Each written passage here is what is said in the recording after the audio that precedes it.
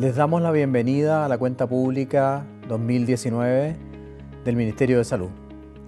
Sin duda, estamos viviendo un momento histórico para la salud de nuestro país y del mundo entero.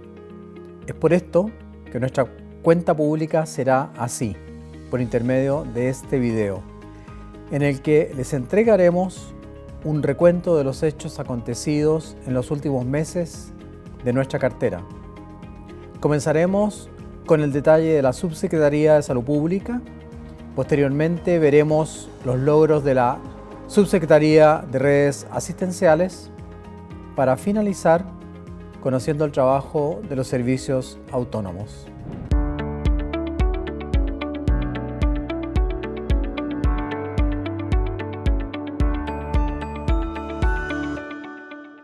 Hola, voy a comenzar con la cuenta pública de la Subsecretaría de Salud Pública del año 2019. ¿Cuáles fueron esos hechos más relevantes? En relación a los hechos, primero que nada, con respecto a la modernización de la CONPIN, en el año 2019 se realizó una gran modernización de la CONPIN con tecnología para mejorar los procesos, para que las personas pudieran tener no solamente un mejor acceso a su licencia médica, sino que mejor oportunidad. En relación a la modernización, se acortó el tiempo de tramitación. La meta es en promedio 30 días. En el año 2018, el promedio de días era 42 días de la entrega de una licencia médica y en el año 2019 fue de 26 días como promedio. Antes, en el año 2018, el 5% de las licencias médicas se entregaban fuera de plazo. En el año 2019 alcanzamos un 1%, producto de esta gran modernización de la CONPIN. También se eliminaron los problemas de territorialidad. ¿Qué significa? Que las personas pueden entregar su licencia médica en cualquier oficina de la CONPIN, independientemente de su domicilio de residencia o su domicilio laboral. Se eliminaron los desplazamientos innecesarios del trabajador para presentar la documentación también, sucediendo en muchos casos que el lugar de reposo puede estar a mucha distancia del domicilio laboral, dificultando la presentación de los antecedentes en periodo de la licencia médica. También se creó el CONPIN móvil. Un ejemplo de nuestro compromiso es la CONPIN móvil que se instaló en Concepción debido a la vandalización de nuestra sede en esa ciudad. La CONPIN móvil ya ha recibido más de 4.000 personas. También una CONPIN en Araucanía y en la región metropolitana que ha permitido llegar a esos lugares remotos donde las personas les cuesta movilizarse y ha facilitado el acceso para poder hacer todos sus trámites de la CONPIN. La modernización también del Fono CONPIN, mayor resolutividad y seguimiento de los casos complejos. Sabemos que hay personas que no pueden usar la tecnología, no usan milicenciamedica.cl y el Fono CONPIN es una herramienta para dar información y también para resolver muchos de los problemas que las personas tenían que a veces resolverlos en las oficinas. En el año 2019 se resolvieron más de 1.369.837 llamadas y de las cuales tuvieron un promedio mensual más de 122.000 llamadas. Otro de los puntos relevantes que se crearon en el año 2019 fue la Política Nacional de Medicamentos. Se trata de 31 medidas que buscaban lo siguiente. Primero que nada, mejorar la disponibilidad de los medicamentos, disminuir el gasto de bolsillo de las familias, asegurar la calidad de los productos farmacéuticos que se comercializan en todo nuestro país. ¿Cuáles fueron algunas de estas medidas que son tan importantes para las personas? El aumento de los medicamentos bioequivalentes para que las personas tuvieran mejor acceso y disminución de los precios. También una campaña exige el amarillo, exige el bioequivalente. Petitorio mínimo de bioequivalente en las farmacias. Entregan los ELEAM, entregan los centros diurnos de los adultos mayores, los almacenes farmacéuticos, el pastillero digital, el comparador de precios, muy importante para que las personas sepan dónde poder acceder a esos medicamentos más baratos. La importación directa, que ha permitido que las personas accedan a medicamentos en el exterior, también a mejores precios. El fraccionamiento de los medicamentos, nuevos convenios de importación, la actualización de la Ricarte Soto, la actualización de la canasta Auge y también otro tipo de medidas como la simplificación del registro de medicamentos y la ley de Senabast en compra de medicamentos para las farmacias. Todas medidas que tienen un objetivo: mejorar el acceso del punto de vista de calidad, oportunidad y también de precios. Otro de los temas relevantes del año 2019 fue incrementar las patologías auge. Se cuentan con 5 nuevos problemas de salud muy importantes para las personas, como son el Alzheimer y otras demencias, cáncer del pulmón, cáncer de tiroides, el cáncer de riñón y el mieloma múltiple. Todas estas enfermedades cuentan con garantías hoy día de acceso, oportunidad, calidad y protección financiera. Cada una de ellas tiene su tiempo de oportunidad, su tiempo de resolutividad, lo que permite que las personas puedan acceder y también resolver sus problemas de cánceres, que sabemos que son una de las patologías más importantes en nuestro país. Otro tema relevante, muy importante, es la ley Ricaurte-Soto, la ley 20.850, que permite el acceso financiero a aquellas patologías de alto costo. En el año 2019 se incorporaron 9 enfermedades al 1 de julio del año 2019. ¿Cuáles fueron estas enfermedades que permitieron el tratamiento? La epidemiolisis bulosa, la esclerosis lateral amiotrófica, los tumores del estroma gastrointestinal, la inmunodeficiencias primarias, artritis psoriática, colitis ulcerosa, mielofibrosis, lupus eritematoso sistémico y enfermedad de Huntington. El impacto individual por una paciente significa una cobertura anual entre 3.190.874 pesos y 47 millones de pesos en tratamiento, que permite que las personas poder resolverle ese problema. Otro de los problemas de salud que son importantes en nuestro país es el VIH. Y es muy importante el VIH, una enfermedad de notificación obligatoria que está en el auge y permite a las personas tener oportunamente un tratamiento. En el año 2019, la tasa de notificación de VIH aumentó a 25 por 100.000 habitantes. Eso permite que el mejorar la notificación permite saber también que las personas están accediendo a un tratamiento en forma oportuna. La mayor tasa de VIH en el año 2019 ocurrió entre las personas de 20 a 24 años, principalmente de sexo masculino.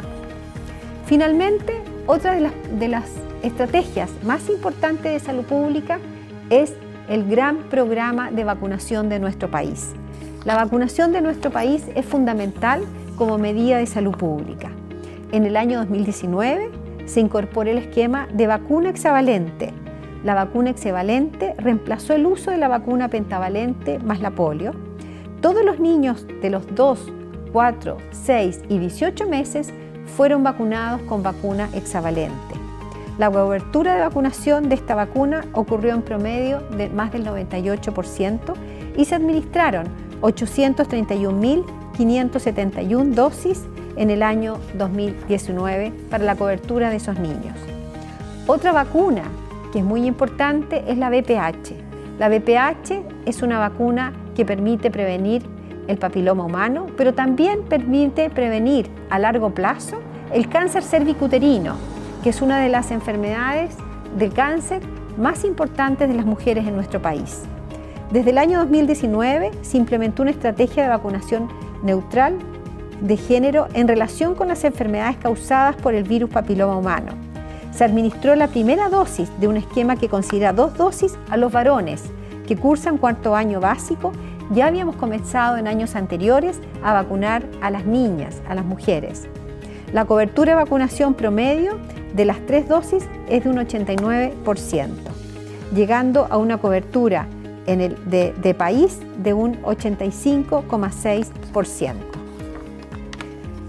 Con respecto a la campaña de vacunación de influenza, que todos los años se vacuna entre marzo y junio, en el año 2019 la meta fue de un 85% y alcanzamos una meta de un 89%.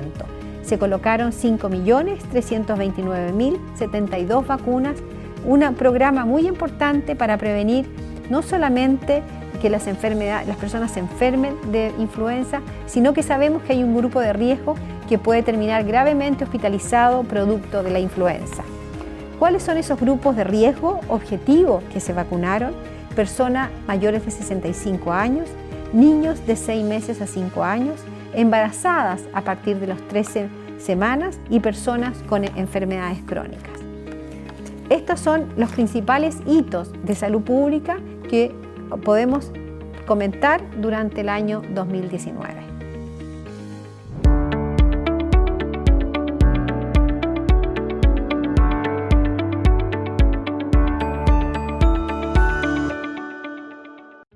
Voy a dar cuenta acerca de lo realizado por la Subsecretaría de Redes Asistenciales del Ministerio de Salud durante el año 2019.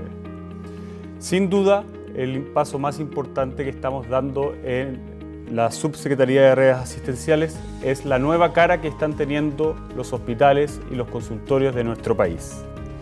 El compromiso de gobierno de nuestro presidente Sebastián Piñera era en estos 4 años tener 25 hospitales terminados, 25 hospitales iniciados su construcción, otros 25 hospitales ya en diseño o licitados y 120 CESFAM consultorios en nuestro país. Estamos hablando del plan de inversiones más grande que hemos tenido en toda la historia de nuestro Ministerio de Salud. Para poder tener alguna idea de la magnitud de este presupuesto, en el año 2014 existía un presupuesto de 400.000 millones de pesos, es decir, alcanzaba para construir un hospital Barros Luco cada año. En estos momentos estamos teniendo un presupuesto de 800.000 millones de pesos, es decir, casi 3 hospitales Barros Luco al año. Estamos hablando de una renovación completa de la infraestructura hospitalaria y de atención primaria de nuestro país. Durante los últimos 12 meses, los proyectos hospitalarios que se han entregado a la ciudadanía son el nuevo EPCAP de Coquimbo, el Hospital Gustavo Frique de la ciudad de Viña del Mar, el Hospital de Angol en la región de la Araucanía junto con el Hospital de Padre Las Casas, el Hospital Félix Bulnes en la región metropolitana y el Hospital de Ovalle también en la región de Coquimbo. Son 1.700 camas que se han entregado a la ciudadanía, camas que no solamente vienen a renovar la infraestructura hospitalaria, sino que también vienen a entregar la dignidad que los pacientes de nuestro país requieren. Esa dignidad que se traduce en salas de hospitalizaciones más pequeñas para poder compartir y estar íntimamente con su familia en los momentos en que se necesita estar acompañado. Intimidad que radica en poder tener baños para un menor número de personas, en poder tener espacios más grandes en las salas de espera y obviamente todo esto también para nuestro personal. Los funcionarios de la salud necesitan de esta nueva infraestructura para desarrollar al máximo sus capacidades en beneficio de sus pacientes. Los proyectos iniciaron obra durante el año 2009, son los proyectos del Hospital de Huasco en la región de Atacama, el Hospital de Diego Almagro también en la misma región, el Hospital de Lonquimay y los que iniciaron su licitación durante los últimos 12 meses se cuentan en el Hospital San Luis de Buin en la región metropolitana, el Hospital de Cauquenes, el Hospital de Constitución y de Parral en la región del Maule, el Hospital de Chaitén y Keilen en Chiloé y el Hospital de Chile Chico. Nuestro plan de inversiones no solamente contempla proyectos hospitalarios. ¿Por qué? Porque también sabemos que la atención primaria requiere de un fuerte impulso en la renovación de los consultorios y CESFAM de nuestro país. Ya hemos terminado durante los últimos 12 meses 32 proyectos de la atención primaria, los que se han sumado a los de los años anteriores, meses anteriores, y ya tenemos 73 terminados.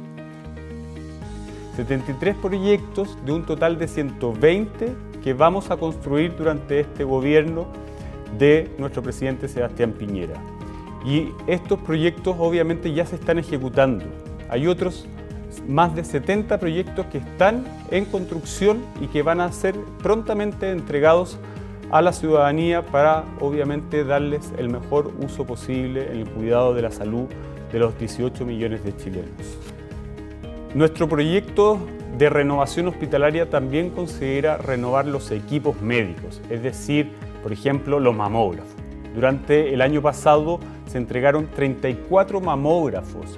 ¿Para qué? Para poder diagnosticar anticipadamente todos los cánceres de mama que podamos, con el objetivo de poder tratarlos oportunamente y con ese objetivo tener mejores pronósticos para cada uno de estos pacientes. Estos mamógrafos se entregaron en todo nuestro territorio. Tenemos en cada una de las regiones al menos un mamógrafo para poder ir en ayuda y poder disminuir las distancias. Sabemos que parte de la dignidad de nuestros pacientes consiste en poder llevar la salud más cerca de sus domicilios y no tener que estar subiéndose a un bus para viajar a la capital regional durante todo un día, perdiendo obviamente estar con su familia o perdiendo un día de trabajo y volver muy tarde. Eso no es digno y es por eso que estos 34 mamógrafos también van directamente a entregar la dignidad que requieren, sobre todo de las comunas más rurales de nuestro país.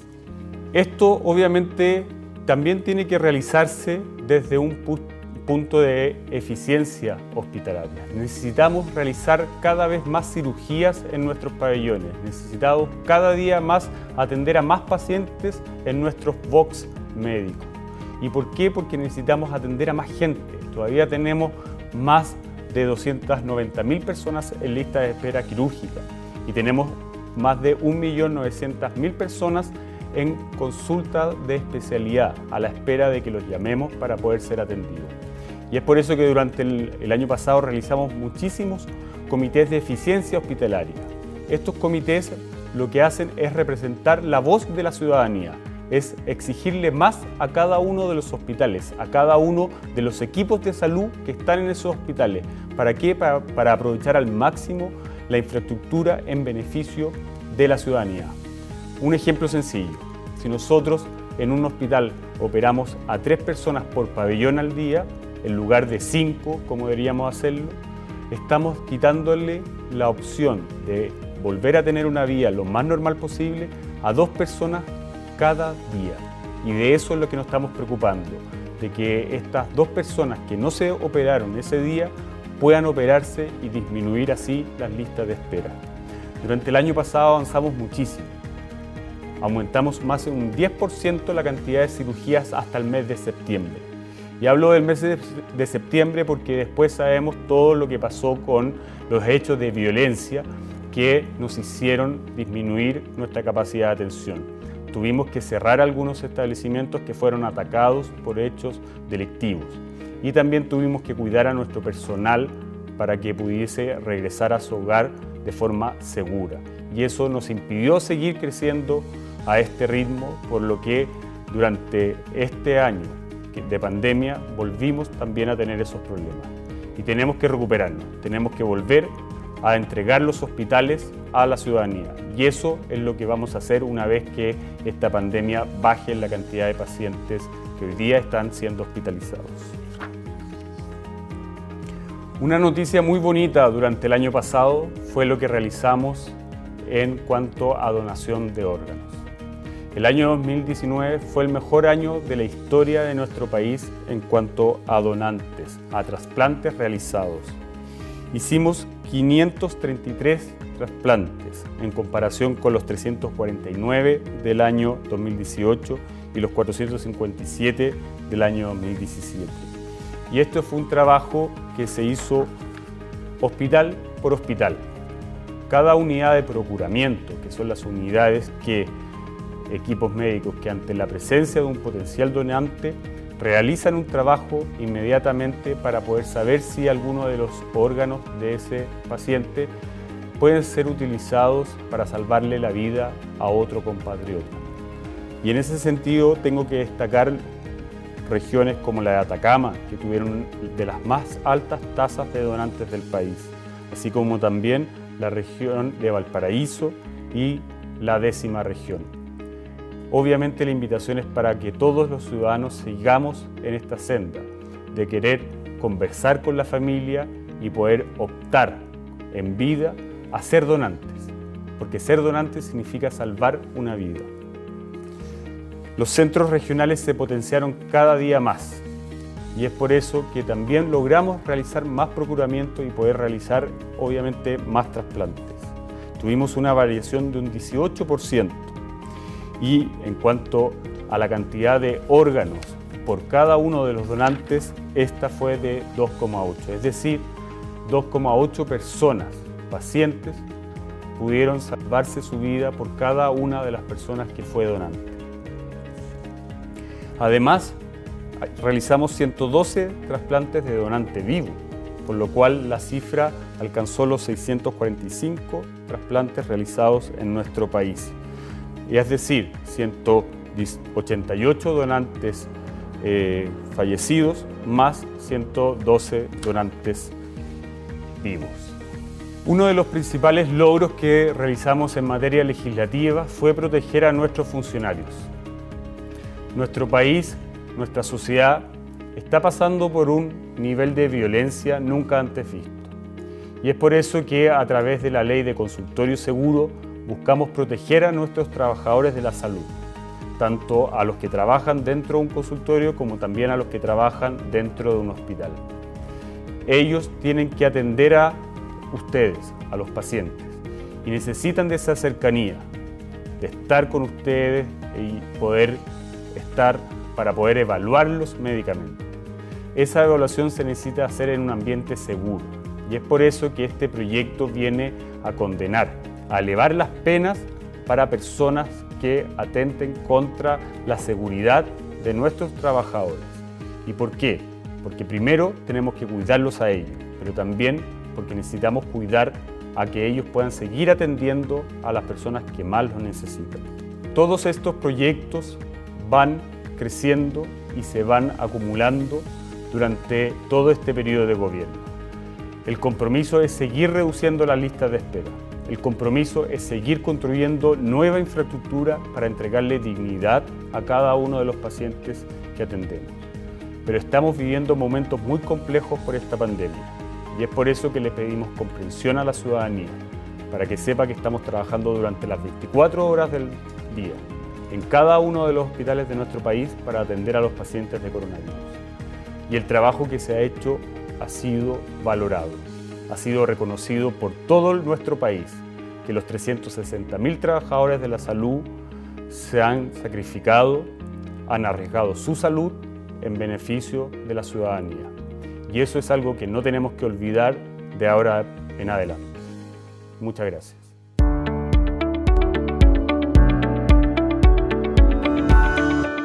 Amigas y amigos, sin duda estamos ante uno de los momentos más desafiantes de la historia moderna de la humanidad. Una pandemia está impactando al mundo entero y amenaza con convertirse en uno de los problemas más importantes en salud pública de nuestro país. Junto a esto, la recesión económica más dura en un siglo. Poco a poco, deberemos aprender a vivir con esta nueva realidad. Chile ha hecho grandes avances en esta materia en los últimos 30 años. Las cifras son indiscutibles: el crecimiento en infraestructura, el presupuesto destinado a salud, los programas de salud pública, el acceso a garantías de oportunidad, en fin. Hay mucho que como política de Estado, gobierno a gobierno, se ha impulsado y mejorado. Nosotros hemos redoblado esos esfuerzos, dando así respuesta a los más necesitados y a la clase media, incrementando aún más la participación del presupuesto de salud dentro del presupuesto de la Nación y comprometiendo la cartera de inversiones en infraestructura más grande de la historia de la salud pública. Durante 2019 mejoramos y entregamos nuevas coberturas en las atenciones que necesitan los beneficiarios. En fertilización in vitro o fertilización de alta complejidad, aumentamos los cupos del programa para el mundo público y por primera vez se están cubriendo estos tratamientos en la libre elección. En cáncer, por primera vez en 30 años, se actualizaron los aranceles para los tratamientos de radioterapia, con coberturas acordes a las tecnologías que se requieren para esto. Esta fue la antesala de lo que presentamos en la Ley de Presupuesto del año 2020 y que fue aprobado: cobertura en quimioterapia en libre elección. Mejoramos a su vez las coberturas de exámenes de biología molecular, es decir, estudios genéticos que permiten la detección de enfermedades en forma temprana. Por primera vez se entregó codificación a la terapia ocupacional. Este era un anhelo importante de muchas personas y asociaciones de pacientes y es sumamente importante y valorado, pues estos tratamientos suelen ser siempre a largo plazo.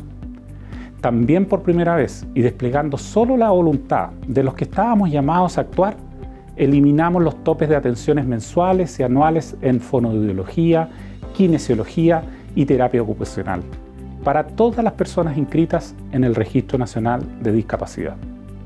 Entre diciembre y marzo del presente año se han realizado más de 150.000 prestaciones a lo largo del país en kinesiología y fonoaudiología, atendiendo a más de 3.000 personas beneficiarias de FONASA.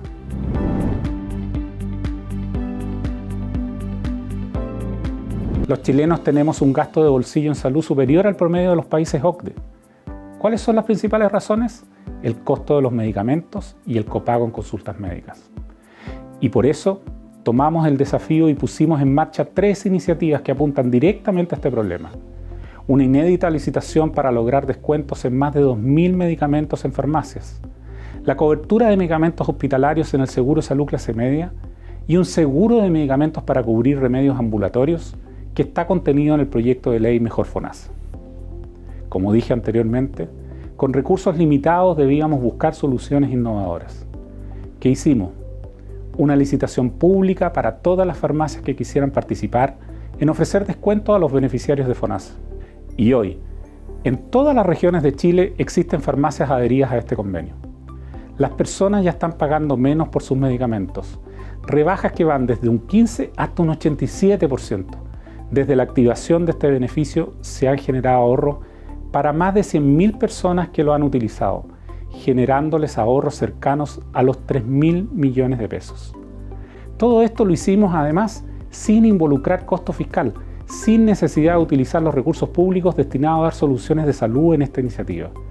El Estado con esto no pone ni un peso. Desde hace 15 años, FONASA y los hospitales públicos se han estado preparando para hacer uso de una herramienta de gestión hospitalaria y de transferencia de recursos que se denomina GRD o Grupos Relacionados a Diagnóstico.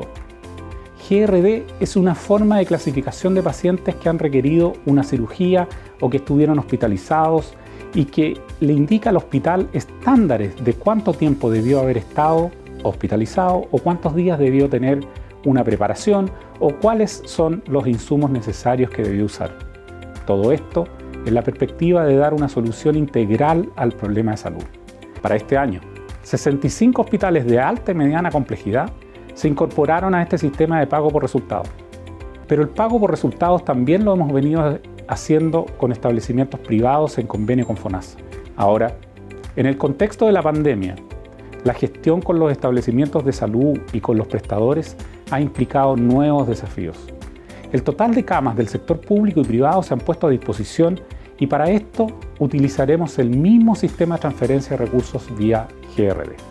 Otro paso importante en el que FONASA ha sido protagonista es el avance para digitalizar las licencias médicas, para hacer de ellas un beneficio que responda con la premura necesaria.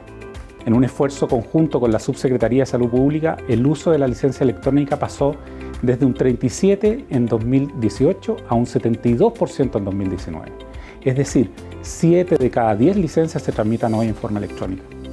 Además, para que todo el proceso sea electrónico, FONASA desarrolló y lanzó durante 2019 un portal para empleadores, gratuito y donde ellos pueden tramitar digitalmente las licencias de sus trabajadores. Al comenzar esta administración, el presidente Sebastián Piñera hizo un llamado transversal a dialogar en torno a 5 grandes temas. Uno de ellos era salud. Por muchas semanas nos reunimos en torno a una mesa de diálogo social y político. Escuchamos a los gremios, a representantes sociales y se consensuó un camino para la salud en materia de atención primaria, hospitales, listas de espera y modernización de FONASA. Este insumo nos dio la base para el gran proyecto de reforma Mejor FONASA, que fue presentado al Congreso para su discusión a partir de enero de este año. Si pudiera explicar por qué nace y se presenta este proyecto, la respuesta es simple. FONASA le quedó chico a FONASA. Nuestra institución cumplió 40 años de historia en 2019, pero la normativa con la cual se creó no le dio en ese momento las facultades para generar los cambios que son hoy tan necesarios para mejorar la salud pública. Mejor FONASA crea el Plan de Salud Universal para los más de 14 millones de beneficiarios de FONASA, el cual contiene todos los servicios de salud con garantías de acceso, calidad, oportunidad y protección financiera, y que entrega derechos en el acceso a una salud oportuna para toda la población. Esto implica que a ustedes les vamos a garantizar que se resuelven sus problemas de salud con plazos máximos de espera y coberturas financieras con un mínimo de a lo menos 80% de los servicios contenidos en el plan de salud. Además, Mejor FONASA plantea la implementación de un nuevo modelo de atención basado en la creación de una red de prestadores convenida con FONASA y que es sustancialmente la red de hospitales públicos y atención primaria, pudiendo complementarse con otros prestadores. Un nuevo rol para FONASA, convirtiéndolo en el seguro público de salud, de manera a asegurar el otorgamiento del Plan de Salud Universal en la red de prestadores definida. Una nueva gobernanza de FONASA, una reforma a la modalidad de libre elección y un seguro de medicamentos ambulatorios. Lo que buscamos en este proyecto de ley que reforma FONASA es que las atenciones de salud se consideren realmente como un derecho, con acceso, calidad y la oportunidad que necesitan las personas. Un FONASA fortalecido será un aliado de nuevos derechos de los beneficiarios, que por primera vez se establecerán en una ley para el acceso a la salud. Este gran proyecto se une al que había sido presentado en mayo de 2019 y que crea el seguro de salud clase media a través de una cobertura financiera especial en la modalidad de atención de libre elección de FONASA. El seguro apunta a apoyar la resolución de un problema de miles de pacientes que no tienen respuesta, a pesar de los enormes esfuerzos del Estado en crear nuevos hospitales o inducir cuantiosos recursos económicos a la red de atención pública. Las listas de espera quirúrgicas aumentan, la capacidad instalada en el sector no da abasto y se suman los problemas de gestión evidenciados en la red pública, como por ejemplo, de acuerdo al mencionado informe de la Comisión Nacional de Productividad, mientras el gasto hospitalario aumentó 28% real entre 2014 y 2017, equivalente a 750 millones de dólares anuales, los egresos hospitalarios cayeron 5% y el volumen de casos en espera no GES quirúrgico aumentó un 39%. Estos números son personas, beneficiarios de FONASA, que deben esperar por años una atención cuando se trata de prestaciones no cubiertas por GES, con patologías muchas veces invalidantes y dolorosas, o que tratan de solucionarlo a través de la modalidad de libre elección. Este proyecto de ley ayudará a descongestionar, sobre todo después de la pandemia, y hacerse cargo de problemas que hoy llevan años esperando. Solo en un primer año podría resolver más de 26.000 intervenciones.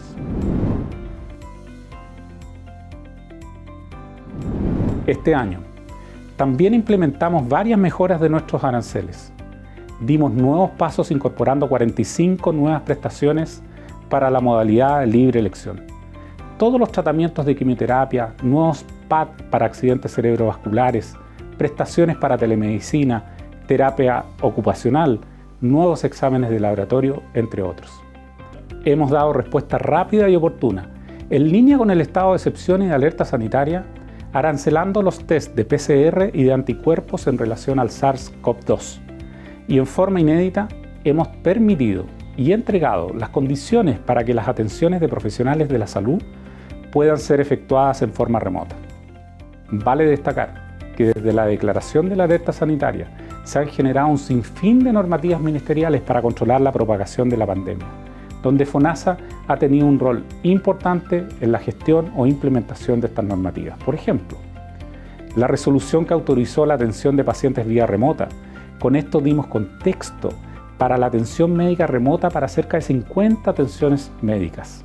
La resolución que fija los precios para la hospitalización por COVID-19 de beneficiarios FONASA en el sector privado y el arancel de los hospitales públicos para no afiliados a FONASA. En este contexto hemos establecido más de 30 nuevos convenios con prestadores que no forman parte del Sistema Nacional de Servicios de Salud para que nuestros beneficiarios accedan a la atención que requieren. distintas normativas para la codificación de exámenes y prestaciones que ayuden a diagnosticar a las personas contagiadas por COVID-19. Resoluciones que implican la coordinación entre distintas áreas de la cartera, lo que ha implicado también una gestión y orientación distinta de los recursos. También facilitamos las condiciones de la atención y hoy, por ejemplo, la compra de bonos PAD, el programa médico tan exitoso de FONASA, también se puede hacer desde la web.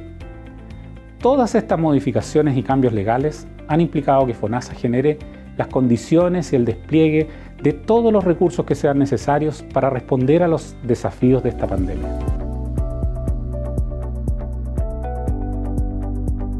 Este año 2020 estará marcado por la pandemia y sus consecuencias, tanto emocionales como sanitarias y económicas. Esto implicará tener una estrategia flexible, en sintonía con las necesidades del país. Sabemos que habrá un aumento en las listas de espera, quizás más personas con licencias médicas, más problemas de salud que no pudieron resolverse producto de la prioridad sanitaria. Chile y el mundo entero deberán aprender a caminar en un escenario complejo.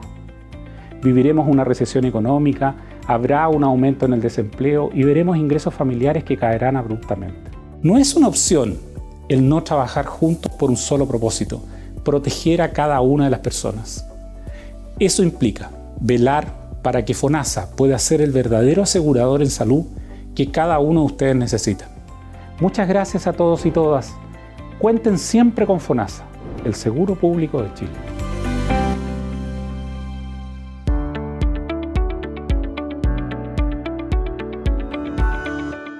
En relación a la gestión realizada por este ente regulador y fiscalizador durante el año 2019, es importante recordar cuáles son nuestros objetivos estratégicos. Nuestros objetivos estratégicos dicen relación con la atención a personas y la resolución de sus conflictos eventuales con la aseguradora o con los prestadores, que es el eje central de nuestro funcionamiento, el afiliado en el centro de nuestras funciones. También la fiscalización y regulación, la acreditación de los prestadores y llevar un registro adecuado y al día de quiénes son los prestadores que están autorizados para otorgar o para dar prestaciones GES en nuestro sistema de salud. Y también otro de nuestros objetivos estratégicos es cuidar de nuestros funcionarios, cuidar de su desarrollo organizacional a través del área de gestión de personas. Nuestras usuarias y usuarios, nuestros clientes, nuestro centro de la preocupación, en rigor son los más de 19 millones de habitantes que tenemos en nuestro país, a través, obviamente, más de 14 millones 841 mil personas que se encuentran en el seguro público en FONASA y más de 3 millones 400 mil personas que están afiliadas al sistema de ISAPRE. En materia de regulación, que es otro de los aspectos claves de esta superintendencia, es decir, por un lado tenemos la fiscalización, por otro lado tenemos la resolución de reclamos y otra materia muy importante es la regulación, es decir, todos los aspectos normativos que esta superintendencia va imponiendo tanto a las aseguradoras privadas como a los prestadores. Podemos señalar que esta superintendencia, en un hecho histórico, implementó acciones concretas y efectivas mediante la emisión de circulares que son obligatorias para las ISAPRES y que contemplaron, primero, la prohibición de suscribir planes con cobertura reducida de parto. También impusimos la obligación de no discriminar por identidad de género en el momento de afiliar a una persona a un plan de salud. Y también, quizás la más importante y relevante de las políticas que se han instaurado, no legislativas, digamos, en los últimos 10 años, que hicimos obligatoria a la ISAPRES una nueva tabla de factores, una tabla única, es decir, ya no existe más de una tabla, y en esta tabla única ya no se distingue en cuanto al precio entre hombre y mujer. Aplanamos esta tabla bastante, lo que significa que se redujeron los tramos de edad, que antiguamente podían llegar incluso hasta 18 tramos, hoy día no son más de 7, lo cual hace una forma de entender el plan de salud mucho más fácil, más transparente, y además, como noticia bastante positiva de los informes preliminares que hemos tenido, se ha notado una baja también en el precio de los nuevos planes para las mujeres, lo cual nos tiene bastante contentos con esta política, que repito, fue algo histórico que no se había hecho y que probablemente es el cambio más trascendente que ha tenido el sistema en los últimos 10 años.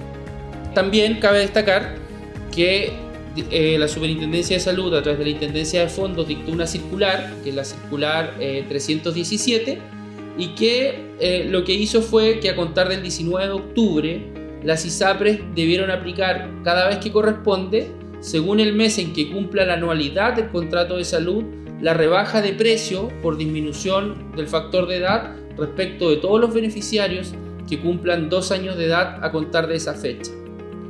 También, a contar del 19 de abril del 2020, y dispuso esta circular 317, todas las ISAPRES debían aplicar cada vez que corresponde, según el mes en que cumple la anualidad del contrato de salud, la rebaja de precio respecto a todos los demás beneficiarios que cumplan a contar de esa fecha una edad que les cambia a un factor más beneficioso, más bajo que el que tenían. Esto, hasta antes de la dictación, se resolvía uno a uno a través de reclamos ante esta superintendencia. Lo que hizo esta circular fue hacer operar esto de forma automática. Es decir, cada persona o cada cotizante que tenga una carga, un menor de edad, al cumplir los 2 años, eso debe ser corregido en cuanto al factor automáticamente, lo que implica en la mayoría de los casos, o en todos los casos, implica un menor precio a pagar por el plan de salud, dado que se le aplica un factor más bajo, y ese factor más bajo, al multiplicarlo por el precio base, va a dar un valor más beneficioso para las personas.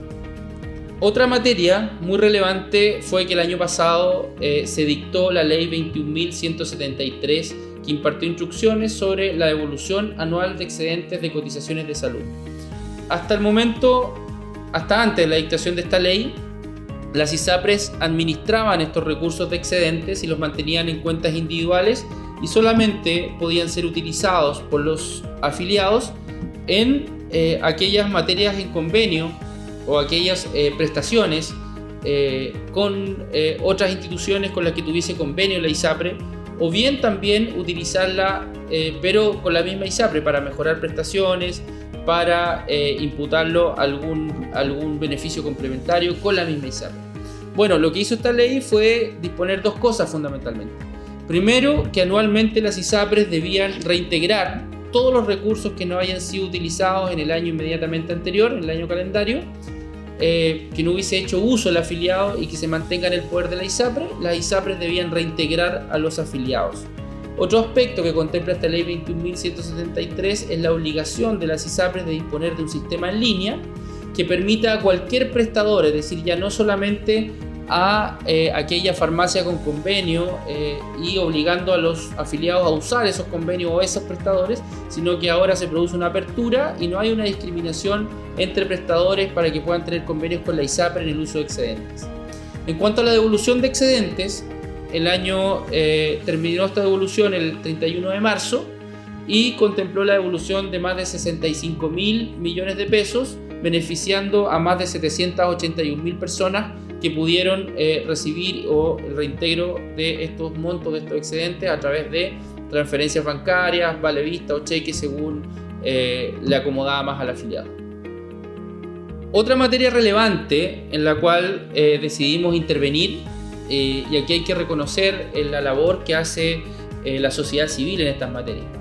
Hubo un recurso en la Corte Suprema que en algún minuto dispuso que la identidad de género no podía ser un obstáculo, no podía ser considerado por la ISAPRES para rechazar una afiliación, ni exigirlo tampoco en la declaración de salud. Hasta ese momento, muchas ISAPRES exigían declarar en la declaración de salud, exigían estampar la identidad de género. Nosotros lo regulamos y le establecimos expresamente a las ISAPRES la prohibición de exigir la identidad de género como un requisito a incorporar en la declaración de salud y, en definitiva, a ser considerada al momento de la afiliación. Esto está plenamente vigente y es un problema porque nosotros no teníamos registro de muchos reclamos al respecto, pero también se entiende la situación de discriminación y se entiende lo complicado que es para una persona reclamar porque su identidad de género se ve absolutamente expuesta. Y nosotros en ese compromiso agradecer también al móvil que nos hizo ver esa situación y que nosotros la transformamos en una normativa. Hasta el año pasado, hasta diciembre concretamente, el parto era una condición, el parto era un obstáculo y era considerado un elemento para restringir la cobertura en los planes de salud. A nosotros nos parecía algo inaceptable, más en estos tiempos. No puede la mujer ser doblemente castigada. O sea, primero, era castigada con mayores factores, con factores mucho más altos en la tabla de factores, lo cual hace que sus planes de salud sean notoriamente más caros. Y además se sancionaba doblemente al considerar el parto con la opción de reducir la cobertura. Es decir, incentivaban a la mujer que cada vez que potencialmente no pretenda quedar embarazada, le daban un incentivo al valor del plan, reduciéndole la cobertura. Nosotros de una vez por todas terminamos con esta situación a través de una circular y obligamos a las ISAPRES a terminar con la comercialización de este tipo de planes, y desde el 1 de diciembre las ISAPRES dejaron de vender estos planes con cobertura reducida de parto, lo cual, por cierto, constituyó un avance muy importante en materia de equidad de género. La circular 343, que es, digamos, la tercera circular que vino a complementar las políticas anteriores, es aquella que definitivamente termina con la discriminación a la mujer e impartió instrucciones sobre una tabla de factores única. Acá el objetivo fue introducir mayor solidaridad en el sistema privado de salud mediante la creación de esta tabla única de factores, y se eliminó la discriminación de precio basada en el sexo. Es decir, ya no existe esa discriminación odiosa e injustificada respecto a la mujer, con factores mucho más altos, con precios mucho más altos respecto a los hombres. Esto comenzó a regir el 1 de abril de 2020 y ha tenido una plena aplicación hasta la fecha, y como lo señalé, ha tenido muy buenos resultados en relación a los nuevos planes que han salido, donde no ha existido una merma en la cobertura a la mujer, y sí hay nuevas opciones probablemente más accesibles en cuanto al precio también.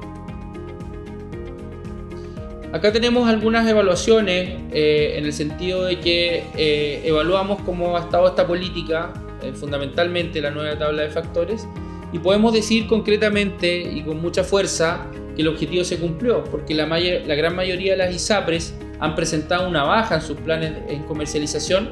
Así es como analizamos más de 1.400 planes que habían salido los primeros días de abril, y podemos decir que las mujeres ya están suscribiendo en su mayoría estos planes, se están contratando estos planes, situación que hasta antes de esta circular no existía. Es decir, los hombres contrataban mucho más los planes de salud que las mujeres. Hoy día las mujeres llevan la delantera y se están ingresando al sistema o están ingresando nuevas mujeres al sistema, o bien están cambiando de planes, probablemente encontrando mejores condiciones en los planes de salud vigentes. Así, las mujeres en edad fértil, como protagonistas de estos cambios, se vieron notoriamente favorecidas por esta circular. Hay una notoria baja en los costos y que se ha apreciado el análisis que esta superintendencia ha realizado, incluso bajando hasta 64% el precio, 53% en otros casos, pero en todos los casos para la mujer en edad fértil, como ejemplo una mujer cotizante de 30 años, en general ha bajado el precio en estos nuevos planes con la misma cobertura y llegando a disminuciones del 60% y como mínimo sobre el 40%.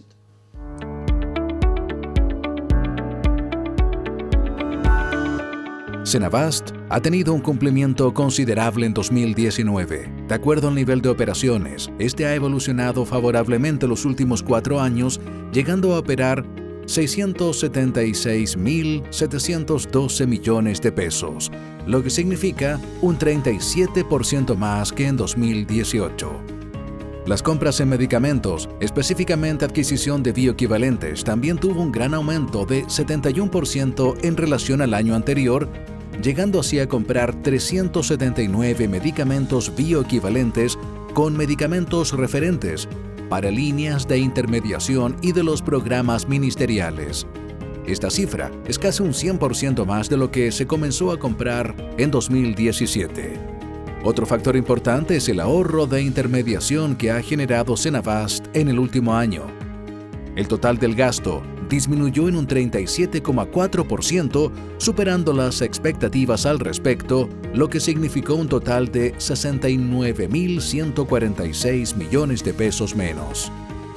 Dentro de las consideraciones más importantes de la Central de Abastecimiento es su participación en la Política Nacional de Medicamentos y con ello la medida 31 o Ley 21.198, más conocida como Ley Senabast. El objetivo es poner a disposición de todos los chilenos productos sanitarios de calidad a un bajo costo. Senabast fijó un orden de prelación de entrada a la ley, primero con farmacias independientes, luego cadenas pequeñas y posteriormente grandes cadenas. De acuerdo a otros puntos de la política de medicamentos, en la medida 17, que es aumentar la accesibilidad y disponibilidad del abastecimiento de la red pública, y la medida 18, que es utilizar a las farmacias comunales como estrategia de ahorro en el gasto de bolsillo de los habitantes del país, Senabast realizó la revisión de productos que no estaban incorporados en la canasta SEM y o farmacias comunales y por lo mismo aumentaría para este año de 772 productos en 2019 a 951 productos. A la vez, la exigencia en la ley de presupuesto fue incrementada para los servicios de salud de 60 a un 80%, indicando que sus compras a través de la central fueran medidas en cantidad y no por monto. Con respecto a las farmacias comunales, al cierre del año pasado, 104 de estas farmacias intermediaban con Senabast, es decir, el 70% de las existentes, cumpliendo con un 50% de sus necesidades. A esta altura de 2020, la participación debería aumentar en un 80% y efectivamente fue en marzo recién pasado que se registró un total de 112 farmacias comunales y 19 con el interés de sumarse al proceso de la institución. La programación durante todo el año anterior alcanzó 9.247 millones de pesos y al mes de abril de 2020, 5.522 millones de pesos. Por otra parte, para dinamizar los requerimientos de programación de estas farmacias, se eliminaron topes de aumento y disminución, máximo 30%, y la necesidad de programación previa de fármacos, previa autorización, de acuerdo a la situación del contrato del producto. Estamos viviendo uno de los mayores desafíos que ha enfrentado el mundo y nuestro país en los últimos 100 años. Y es así que en tiempos de pandemia, el Instituto de Salud Pública de Chile nuevamente está presente, trabajando día a día con un alto grado de compromiso para dar respuesta a los nuevos requerimientos de esta enfermedad emergente. Este escenario ha exigido al ISP responder como laboratorio nacional y de referencia del Estado y autoridad reguladora de distintos productos de competencia del ISP, siendo un pilar fundamental en el Plan de Acción COVID-19 implementado por el Gobierno para enfrentar este nuevo coronavirus. El trabajo del ISP se inició mucho antes del 3 de marzo del 2020, día en que el Instituto de Salud Pública de Chile confirma el primer caso en el territorio nacional. Atentos a lo que estaba ocurriendo en el mundo y a las recomendaciones que entregaba la Organización Mundial de la Salud, OMS, comenzamos a implementar nuevas capacidades para el diagnóstico. Y así, el 31 de enero del 2020, el Ministerio de Salud y el Instituto de Salud Pública comunicaron que el país disponía de la capacidad diagnóstica para procesar muestras de casos sospechosos de COVID-19, esto a través de la secuenciación nucleotídica y de la metodología de PCR en tiempo real, la reacción en cadena de la polimerasa. Es importante destacar que 5 días después de la confirmación del primer caso, el ISP ya había realizado la secuenciación del genoma completo del virus SARS-CoV-2, correspondiente a las 4 primeras muestras detectadas. En paralelo, y frente a la necesidad de aumentar la capacidad de diagnóstico de PCR en tiempo real, el MinSal fortaleció las capacidades de la red asistencial y en conjunto con el Instituto de Salud Pública se comienza a implementar la red de laboratorios para COVID-19, priorizando la capacitación de los profesionales de los laboratorios de hospitales públicos del país, logrando con esta y otras medidas que a finales de marzo el país contara con más de 50 laboratorios públicos y privados registrados para realizar diagnóstico y a la fecha son más de 90 laboratorios a lo largo del país. También hemos otorgado autorizaciones de emergencia para mascarillas, desinfectantes, alcohol gel, entre otras, todo fundamentado en la normativa y las recomendaciones internacionales. Hemos seguido desarrollando acciones de vigilancia de la comercialización de productos.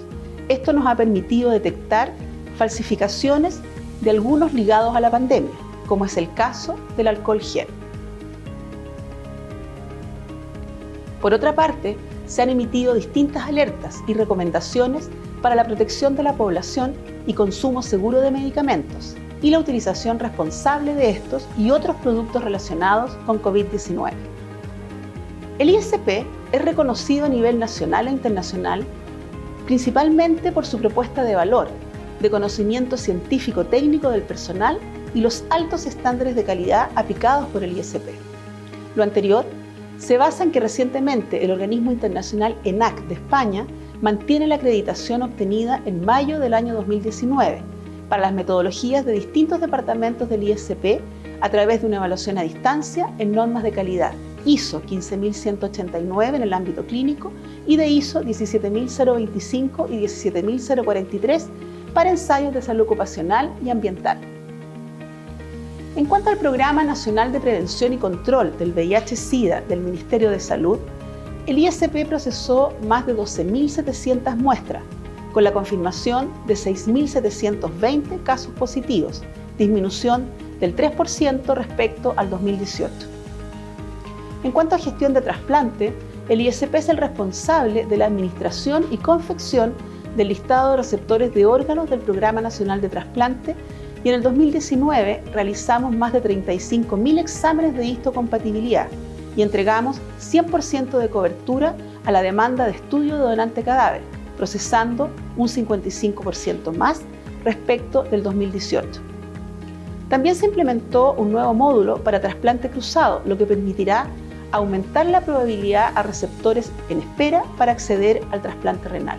En cuanto a la nueva Política Nacional de Medicamentos, que contiene 31 medidas, el ISP trabaja en forma constante para aumentar la cantidad de medicamentos bioequivalentes certificados, logrando al 31 de diciembre más de 2.000 productos registrados como bioequivalentes.